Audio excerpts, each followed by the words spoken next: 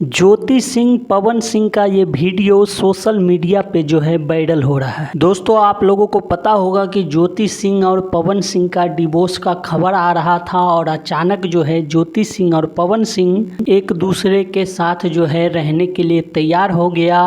और अभी तक जो है ये खबर नहीं आ पाई है कि ज्योति सिंह और पवन सिंह का जो डिवोर्स का पेपर कोर्ट में लगा था वो कैंसिल करवाएंगे या नहीं। पवन सिंह अभी कुछ दिनों की टाइम मांगा है कि ज्योति सिंह के साथ जो है समझौता होगा या नहीं, मगर अभी जो है इस वीडियो को देखने के बाद ये पता चल जाता है कि पवन सिंह और ज्योति सिंह एक दूसरे के साथ रहने के लिए तैयार हो गए हैं। और ये वीडियो जब से सोशल मीडिया पे वायरल हुआ है तब से लेकर अभी तक कई लाखों लोग जो है इस वीडियो को और इस फोटो को देखने के बाद अपना अपना प्रक्रिया दिए हैं। और कई लोगों ने कहा है कि आप दोनों हमेशा साथ रहिए, खुश रहिए, और हम लोग यही चाहते हैं।